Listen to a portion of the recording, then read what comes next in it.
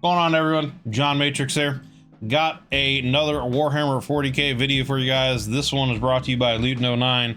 Terminators of the Imperium Tactical Dreadnought Armor. We already looked at one about the Terminators and Dreadnought Armor and stuff like that from Arbiter Ian. But I wanted to take a look at some of Luton's perspective. I wanted to get Luton's perspective on Terminator armor and Dreadnought stuff. So that's what we're going to check out here today. As always, links will be down below in the description for the original video without my commentary and reaction, and to Luton's channel, so you can go down there and check all that stuff up. I would appreciate it if you go over there, check out his channel, give the video that I'm watching at least a like, give him a sub if you'd like to, throw the guy some support.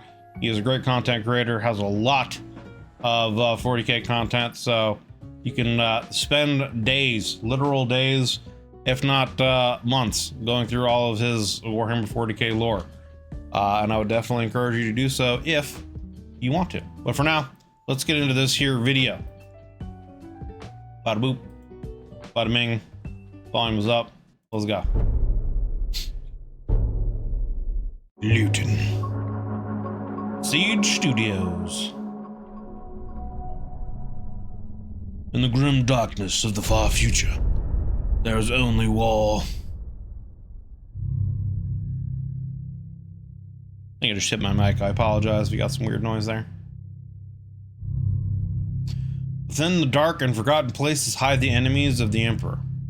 You have been chosen to enter such places, protected by the best armor the Adeptus Mechanicus can provide. Take with you weapons of valiant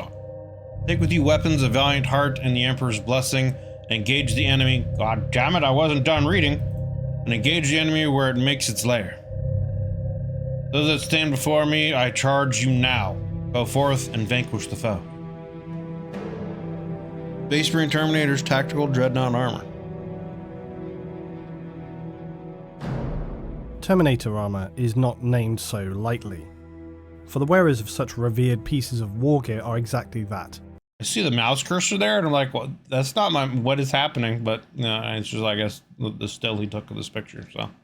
Anyway. Terminators. The wearers of Terminator armor are the elite fighters of any Space Marine Terminator. I remember in Dawn of War 1, when you first get the Terminator armor for one of your characters, and like how big of an upgrade that was, and your guy basically became invincible after that. That was so dope. Or Dawn of War 2. Did I say Dawn of War 1? I meant Dawn of War 2 if I said Dawn of War 1. But yeah, that was dope. That was dope. I honestly need to play through that game again. It's been literal years since I played that game. And with everything going in here with it getting me back into 40k, need to play it again. Anyway. For the wearers of such revered pieces of war gear are exactly that, Terminators. The wearers of Terminator armor are the elite fighters of any Space Marine chapter. They are veteran Marines who have displayed such courage or skill that they are deemed worthy to be fitted with a suit of Terminator armor. Comprising a composite of ceramite and plasteel built around an adamantium exoskeleton, Terminator armor is immensely powerful. Some Wolverine action. But it is also heavy and extremely difficult to use.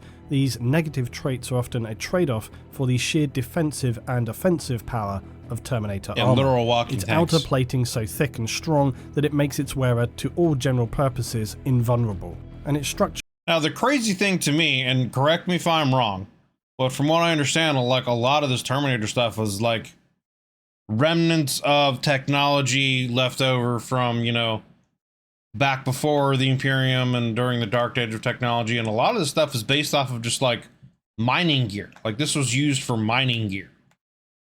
Like that to me is kind of crazy. If like this armor right here was just like kind of average Joe Schmo like mining gear stuff, what was their top tier armor like back then? You know what I mean? This makes me wonder. It just makes me wonder, like, what kind of level of grade of like stuff did they have, back during the pinnacle of human technology in the Warhammer universe. But anyway. Thick and strong that it makes its wearer to all general purposes invulnerable, and its structure allowing it to be fitted with some of the heaviest weaponry available to individual Space Marines. Only Dreadnoughts and Centurions can carry equally powerful war gear. Now, as with all armour worn by Space Marines, it's important to understand that it is a form of power armour, and by that what we really mean is powered armour. Both ordinary power armour and Terminator armour contain massive bundles of artificial fibred muscles that are neurologically driven by the wearer. The only way that humans are able to use such tools is through the use of something known as the black carapace. It's basically the cybernetic neurological interface that you see is implanted in the skin of a Space Marine. It's also one of the gene seed organ implants given to Space Marines. So this answers kind of one of the questions that I've had for a while. It's like, if a normal, just Joe Schmo average human were to get a hold of power armor, like they would have to go through this process essentially of getting these cybernetic implants put into them. Would it, let's say that happened, right? Let's say they get like these cybernetic implants put in them. Would they still need the gene seed from the Space Marines in order to like have it fully functional? Or like, is there like some kind of like black market, space, power armor that's compatible that normal humans could use or something like that? You know what I mean? Like, I'm just curious. What the black carapace does is it enables Marines to use their power armour as almost a second skin. It gives them very high levels of manoeuvrability. During the Great Crusade, the Proto-Imperium of the Emperor and the Mechanicum were working through developing continually new iterations of armour. Early Terminator armour became seen that it would eventually reach a new level of design and that it would fully replace power armour for the Astartes. The idea being that the Space Marines would... Gotcha. Yeah, because I was going to say, like, yeah, because the sisters don't have the genetic implants and whatnot, but they have their own version of power armor. So it's like, yeah, there's got to be a way that regular people can do it. But I guess, yeah, it's not... They still don't have as much control over their stuff as a Space Marine does with all the implants, is essentially what you're saying. So humans can use personalized power armor, but never as effectively. Yeah, okay. So that makes sense. Because it would make sense that, certain like people that were important, nobility or whatever, they would have kind of their own suits of power armor in case they had to go into dangerous situations, territories, or whatever. But it's just Space Marines with their genetic enhancements and implants are just able to maneuver and use these power armors much more effectively than normal human. So that makes sense. Would primarily be place power armor for the Astartes. The idea being that the Space Marines would primarily be more like an extremely heavy, blunt force trauma tool than a surgical scalpel. But one significant issue preventing this early on was that it's very difficult for the Imperium to produce from both a technological and resource standpoint. The raw materials required to produce even one suit of Terminator armor are prohibitively challenging, and this was even before the following millennia of darkness. Such developments, though, could have been possible had the Emperor and his rational thinking been allowed to continue, and had the... So now I guess another question that I would have, right?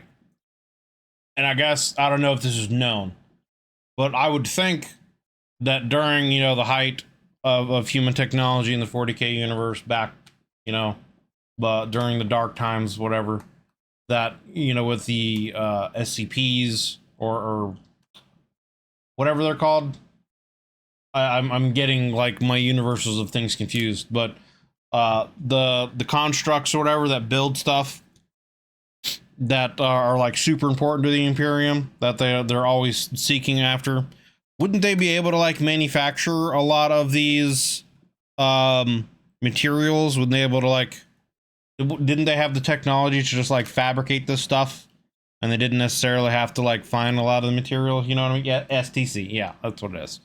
Standard template construct or whatever, or construction or something like that. But like, didn't they, wasn't it like, weren't they at like the Federation, a Star Trek level of like, they just had replicators and stuff like that, and they could just like, essentially, as long as they had the energy to do so, they could just make stuff. You know what I mean?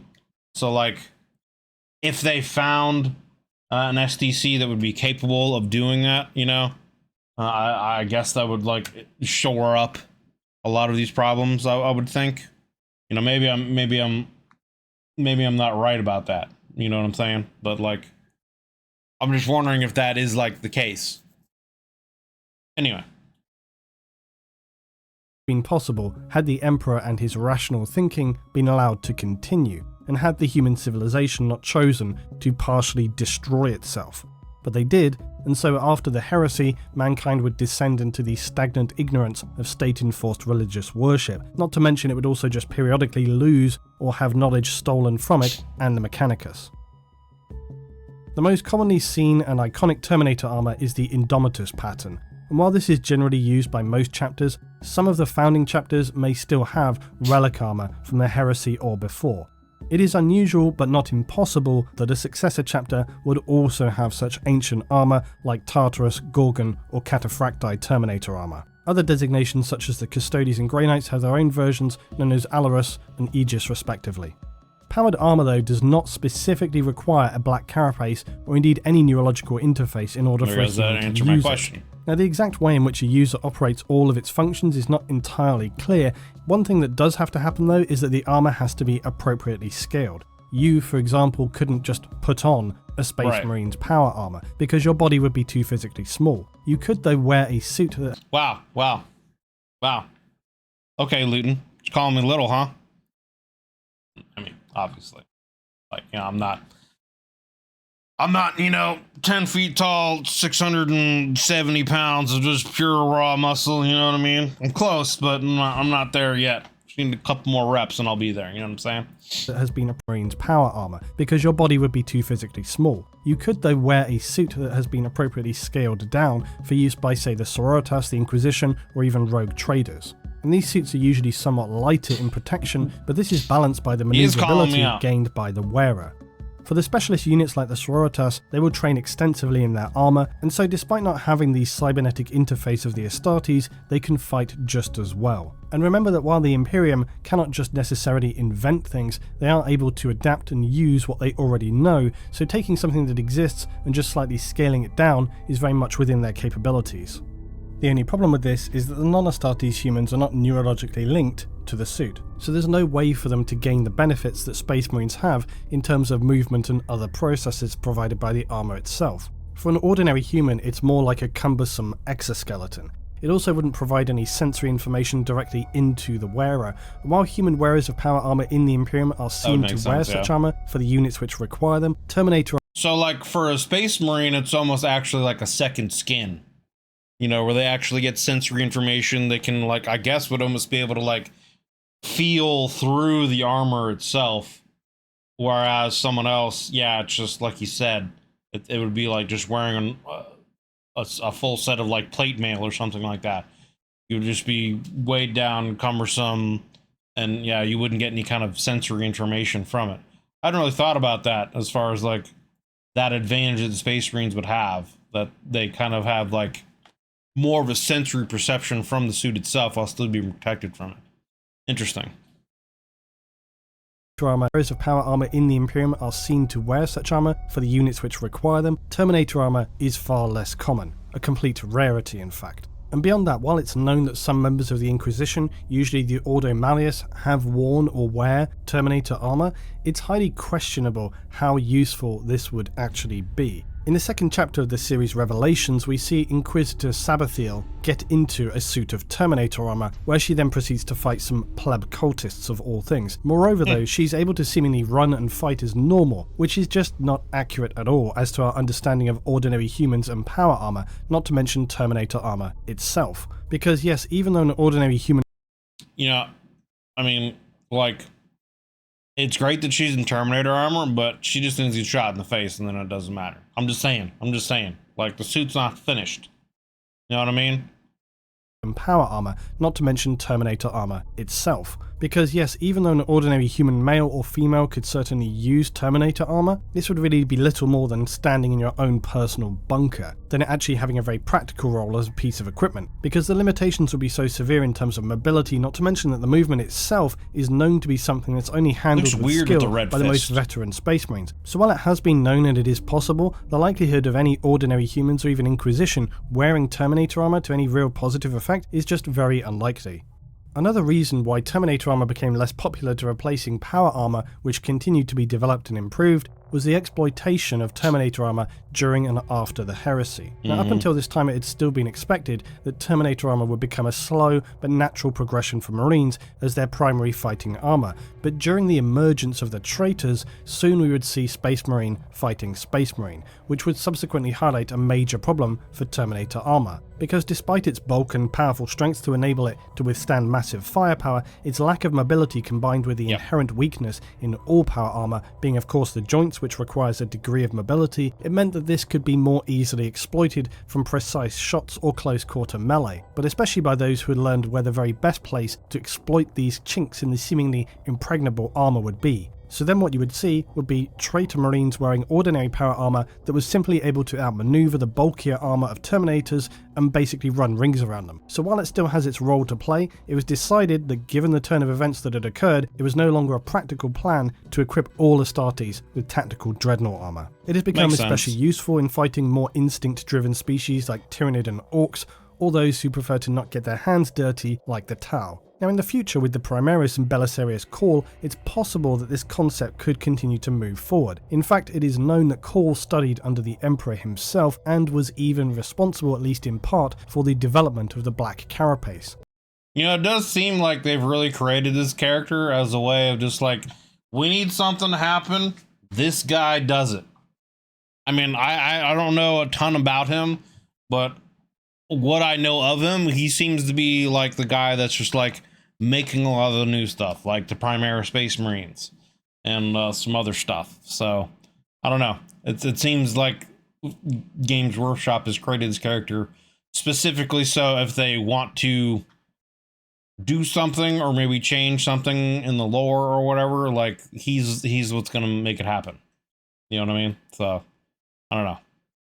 Himself and was even responsible, at least in part, for the development of the Black Carapace. Call has since seemingly forgotten how this was possible in the modern age. However, one could speculate that if he achieved this once, he could do so again. And if he were able to develop a more widespread system of neurological interface, this could enable ordinary humans to have much wider access to scaled down armor types. Now in that situation, see again, then it would be interesting then, because like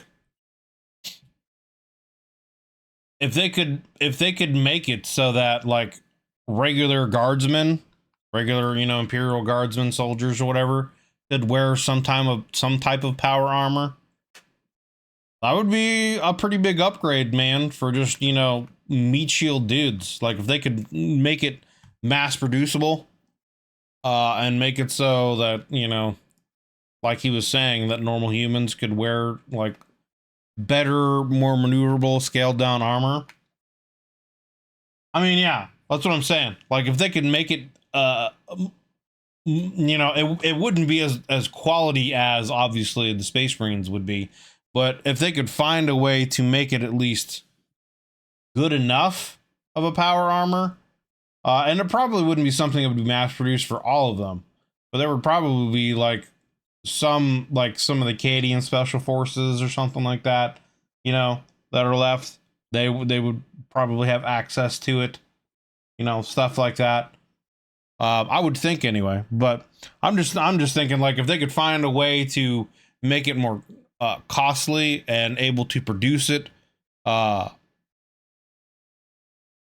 basically just make the production of it viable, and make it so that more, you know, like normal humans, Imperial guardsmen could do it. It would be a big upgrade for the Imperium, honestly.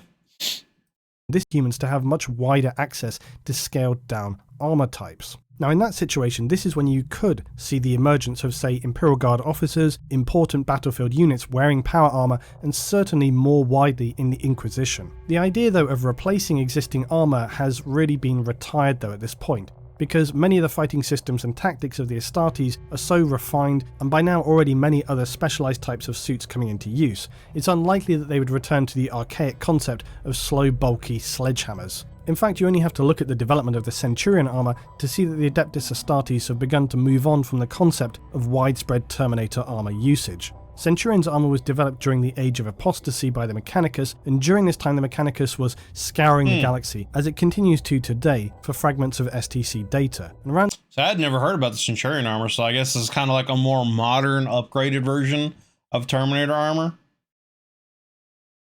I'm assuming anyway.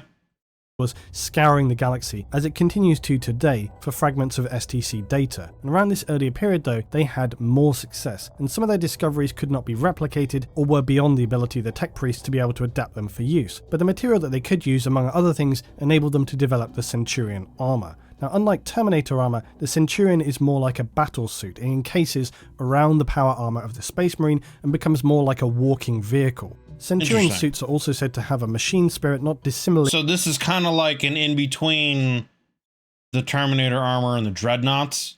Like a Space Marine in his power armor then gets into like a suit. That's kind of like a Dreadnought, but like they're not necessarily interred in it.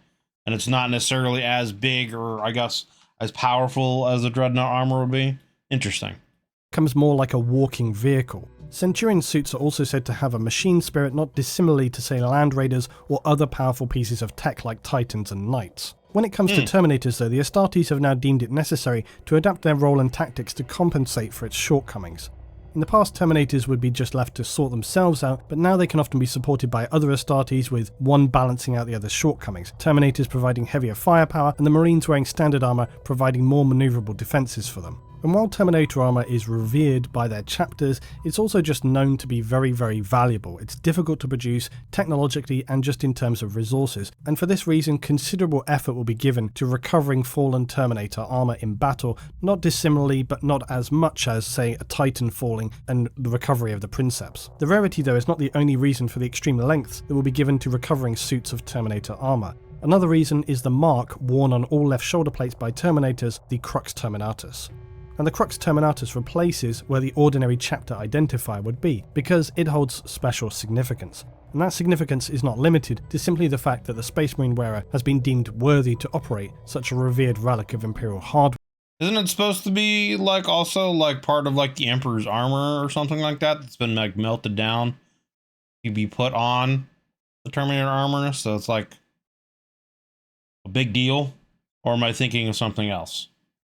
The fact that the Space Marine wearer has been deemed worthy to operate such a revered relic of Imperial hardware, because it is said that the Crux Terminatus contains a small shard of the Emperor's own power armor. That the Emperor's armor was melted down after he was interred into the Golden Throne, and it is said that this may give the wearers some holy protection and enable its wearer to survive damage that would likely be beyond what even you would expect the Terminator to survive from. Now, while there is likely some element of truth to this, it seems probable that only a few Terminators in the modern age would actually likely have any Crux which still contains such an element, unless they've been keeping a special container somewhere on Mars or Terra for this sole purpose, and they've been rationing it with very expert skill. The truth though is that there simply wouldn't have been enough of the Emperor's own armor, huge as it was, to have been able to distribute it in such a way across all the Terminators that are and have existed in the past 10,000 years. Honestly, I feel like it'd be weird for them to just melt it down and do that anyway. You know what I mean? Like, I would think, although I think it's been stated in some videos that I watched before that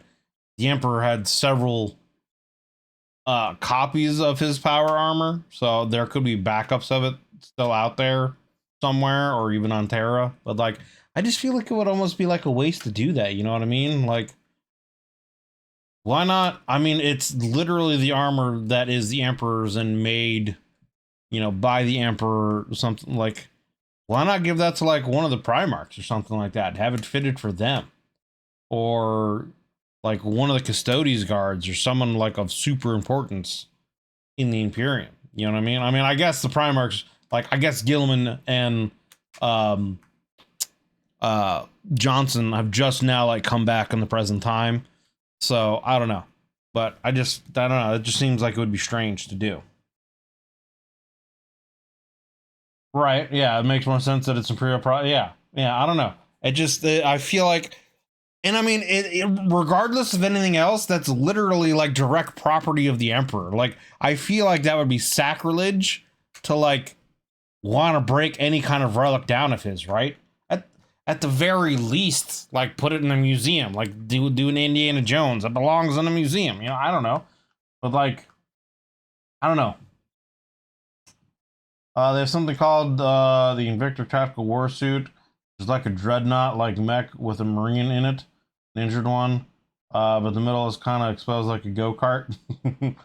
Baby carrier suit. Yeah, I don't know. But yeah, I feel like I just feel like it would be weird for them to do that, to melt anything of the Emperor's down for any reason other than to reforge it for something for a Primarch. I don't know. Years, such a way across all the Terminators that are and have existed in the past 10,000 years. In the modern Imperium though, even for Astartes themselves, this belief in the power of the Emperor to provide people with some kind of holy shield is not entirely without demonstrable evidence. However, it also seems likely that there is possibly some other explanation to the Crux and this idea of it having protective power. We know that other marks and sigils have actual technological power. A chaplain's Rosarius, for example, contains powerful shielding. Given the look of the Crux, it seems very reasonable to assume they operate in a similar way, and that perhaps in the Imperium for the Terminators, because of their fearful and revered status, it suits the believers of the Emperor and the Ecclesiarchy better to describe how Terminators are saved by the power of the Emperor rather than some technological system. This, after all, has become the very doctrine of the Imperium: reject science, put your faith in the Emperor, so it's entirely understandable how such a tale about the Crux could become so widely believed. Now, usually all chapters' first company will have Terminators, but often only an original founding chapter will have a large amount of Terminator units. Second founding successor chapters will often have considerably less. The thing is that the true skill with Terminator armor is less about fighting skill, although of course that's always expected from veteran Marines. Terminator armor, primarily because of its bulk, is more about the skill to move in any coherent, reasonable way without just falling over. Terminators are usually implemented for extremely dangerous close-quarter environments where a normal guardsman or even say a space marine could fall foul of an enemy stepping out from a narrow hiding place and blasting them in the back with a powerful point-blank shot. Now granted, even standard space marine armor is strong, but dependent on the type of enemy or just how much the Marines were open to tolerating such a risk, Terminators might be employed. And that is because the armor to all but the most extreme of threats is nigh invulnerable. Terminators can be deployed physically to battle by, say, a Land Raider or a Storm Raven, but Terminators are often a deep strike weapon. And what this means is that unlike most Marines, they're able to use the ability of teleportation. As with... Yeah, they're like shock troops. They teleport in, they break enemy lines, and then the rest of the troops push in. But that seems to be like what they would be most used for. Either that or like literally like a Battle of Thermopylae kind of situation where you just need someone to plug a hole and kill as many things rushing at you as possible. So you just have dudes in Terminator armor just sit there and hold the line. You know?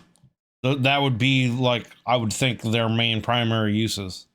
Many systems means is that unlike most Marines, they're able to use the ability of teleportation. As with many systems used by the Imperium, this actually utilizes the warp itself. And while using the warp is always dangerous, it's generally considered that this is an acceptable risk. It's a trade-off. It's not especially safe, but the benefits are very high. So while teleportation is achieved via machines, it's essentially a psychic power. This teleportation is usually enhanced by a homing beacon placed by scouting units as necessary. Teleporting without a homing beacon is possible, but it can lead to any number of problems such as materializing as a scattered unit or inside of an object. Although apparently Imperial teleportation units do have systems in place to prevent this from being fatal. Teleportation enables Terminators to strike at the very heart of enemy battle lines, and this causes absolute chaos or even can trigger the collapse of enemy command and turn a battle, because having 5 or 10 invulnerable killing machines appear out of nowhere who then proceed to begin absolutely shredding your own guys is generally going to have that kind of effect.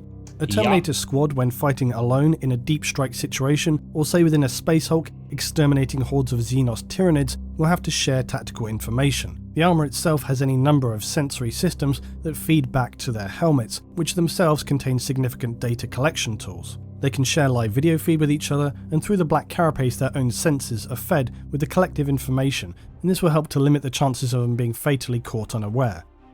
It's unknown just how much of this can be attributed to the original standard template design from the Dark Age of technology, but considering that the original armoured suit was designed as a heavy repair suit, potentially for having to repair critically damaged systems in extremely hazardous conditions, that the mass sensor collection system and data feed sharing would play a large part in the original design of the armoured unit. Now, in addition to the protective suit itself, Terminators can wield a terrifying array of firepower, much of which is usually limited to being mounted on vehicles. The standard issue for them is a Storm Bolter and a Power Fist, and this gives a Terminator strong stopping power and crippling close-quarter capability against any foe. But upgraded units may be given a Chain Fist, which is pretty much as it sounds. It's typically as unpleasant as all chain weapons are. Heavier ranged weapons can include assault cannons and heavy flamers, both. It's interesting that, like, literally the only reason why chain weapons work is just because of, like, how the material that they're made. They're like, what is it, like mono blades or something like that? That they're literally like, are like, they're so sharp on them, like molecular level, they can basically just cut through anything. Because like you think of like a chainsaw today, and like trying to like actually cut through someone with the chainsaw, just like it would take too long. You know what I mean? It wouldn't be efficient in actual fighting. But you know, I don't know. Both devastating weapons for an individual to wield. The most powerful piece of ranged war gear is known as the Cyclone Missile Launcher, which is a personal missile system mounted atop the Terminator. Yeah, see, that's what's crazy. This is when they get into like walking anti-vehicle things, you know what I mean? You'd sit there and you could have like a chain gun here with, you know, your power fist and claws, and then you got anti-vehicle and anti-air missiles potentially. Then, yeah, you're just basically a walking mech. And it's Cyclone Missile Launcher, which is a personal missile system mounted atop the Terminator. And it's reminiscent of that used on Imperial Knights and even Titans. For close quarters, Terminators can also use lightning claws and power swords to literally shred their enemies, and they may often be seen also wielding a thunder hammer and storm shield combination to grind their enemies into the dirt.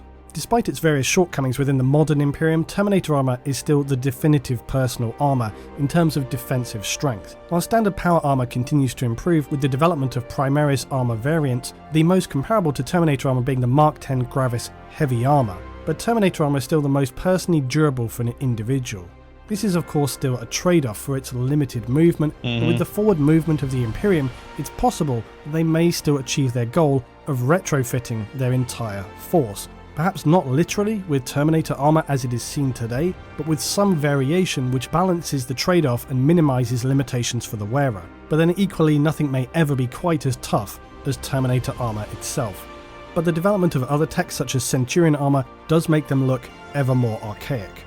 However, Terminator's ability to deep strike and teleport into the enemies of mankind still makes them a terrifying force that none would want to face. Near invincible killing machines who would break you in half if you weren't cut to pieces in the first seconds. Terminators, if nothing else, remain a devastating tool for bludgeoning enemy morale in a siege battle. They also remain the preferred suit of the Grey Knights, who have to deal with incomprehensibly horrific enemies. Boys. For all the tools which exist for the modern Astartes, it would be fair to say that Terminators remain the sledgehammer of the Imperium. They remain the Terminators. Some of you do want to live.